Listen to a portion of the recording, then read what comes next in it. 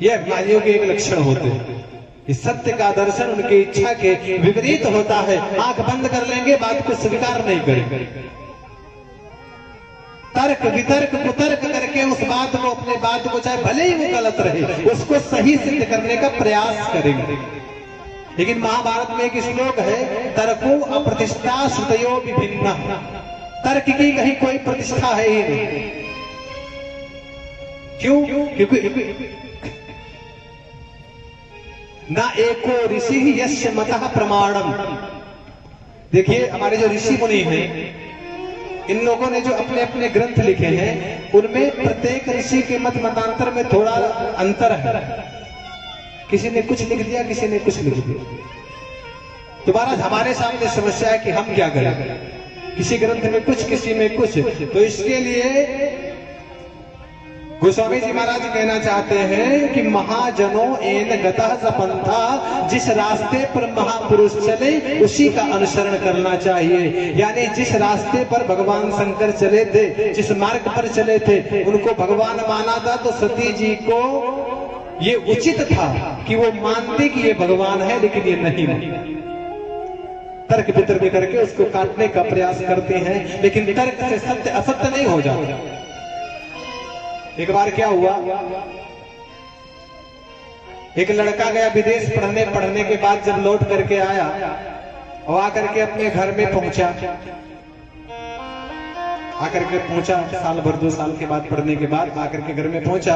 Mummy ने देखा बेटा आया है पढ़ करके, बड़ी प्रसन्न भई।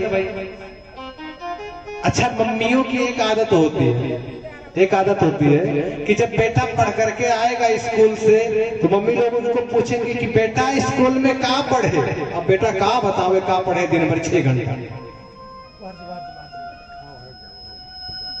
साल भर के बाद में वो बेटा आया, साल भर के बाद में जब आया तो मम्मी पूछती बेटा क्या पढ़े साल भर।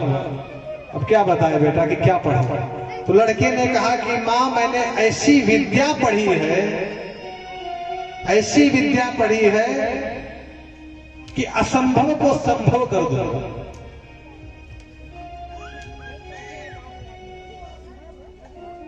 लड़का कहने लगा कि मैंने ऐसी विद्या पढ़ी है कि असंभव को संभव कर दूंगा।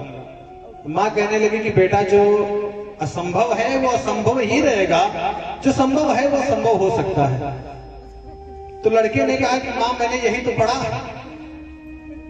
यही तो मेरी पढ़ाई का कमाल है कि असंभव को संभव कर दूं।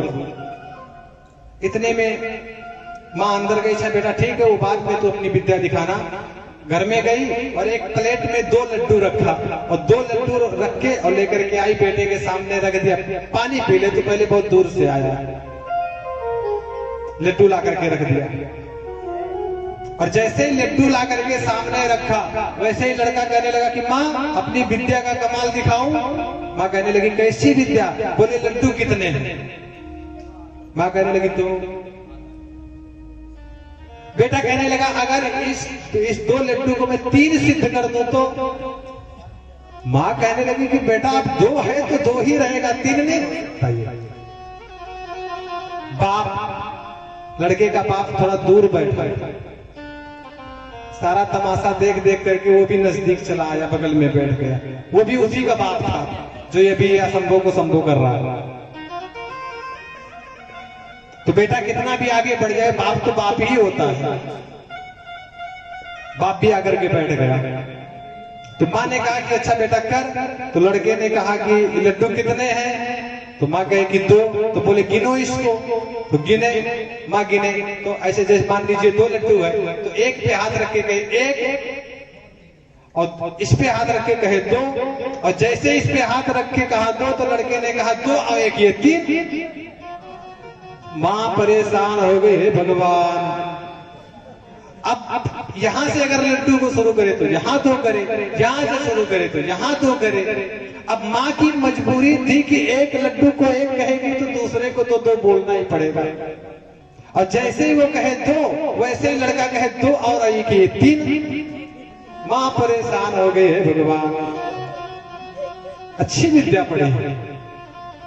माँ कहने लगी कि बेटा तेरे तर्क का उत्तर तो मेरे पास नहीं है, लेकिन लड्डू दो ही है, ये सच्चाई है। बाप बगल में बैठा था, वो कहने लगा नहीं बेटा मैं मान गया, लड्डू 3 ही है।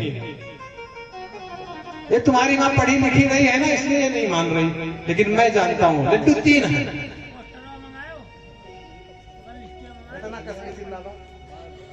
जोर से चिल्लाओगे भैया। बाप ने कहा कि लड्डू 3 है बेटा, मैं मान गया, तुम्हारी माँ कम पढ़ी लिखी है इसलिए नहीं मान रही। समझ में नहीं आ रहा इसको, मेरी समझ में आ गया। तो लड़का कहने लगा माँ देखा पिताजी कितने होशियार है, बुद्धिमान है, जान गए, मान गए। तो बाप कहने लगा कि बेटा लेकिन एक बात, क्या? बोले एक लड्डू मैं खा लेता हूँ, दूसरा लड्डू तुम्हारी माँ खा लेती है, तीसरा जो बनता है तुम खा के पानी पी लो। बताइए क्या हाथ लगा? अब तर्क से जो सत्य है वो असत्य थोड़ी ना हो सकता।